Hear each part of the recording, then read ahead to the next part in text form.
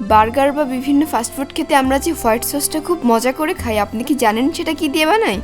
আমাদের আজকের ভিডিও দেখার পর আপনি খুব সহজেই বাসায় হোয়াইট সস বানিয়ে নিতে পারবেন। আবার এমনও হতে পারে আপনি হোয়াইট সস খাওয়া বন্ধ করে দিলেন। ও আর বোনাস হিসেবে থাকছে বার্গার সসের রেসিপি। হোয়াইট সস তৈরি করার জন্য প্রথমেই ব্লেন্ডারের জগে একটা ডিম ভেঙে নেব, নর্মাল টেম্পারেচার। এর মধ্যে চিনি নিয়ে নিচ্ছি 1 টেবিল চামচ, গুঁড়া দুধ নিচ্ছি 1 টেবিল চামচ, আর অল্প অল্প করে সয়াবিন তেল মেশাতে হবে।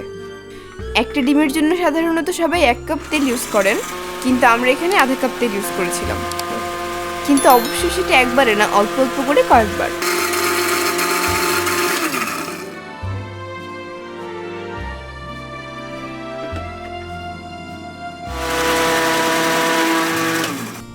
প্রায় 8-10 মিনিট ব্লেন্ড করে নেওয়ার পর হোয়াইট সস তৈরি হয়ে গিয়েছে। এরপরে আমরা দেখাবো বার্গার সস।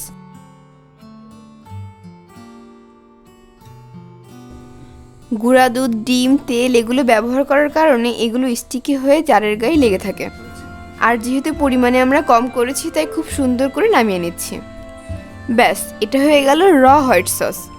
আর এর সাথে একটি উপকরণ অ্যাড করলে হয়ে যাবে বার্গার সস, সেটি হচ্ছে টমেটো সস। আমাদের হোয়াইট সসের এক সাইডে সস মিক্সড করে আপনাদেরকে দেখাচ্ছি। আপনার প্রয়োজন মতো কম বেশি করে টমেটো সস ব্যবহার করে মিক্সড করে নিলে হয়ে গেল বার্গার সস। তো দর্শক, কেমন ছিল আমাদের আজকের ভিডিওটি?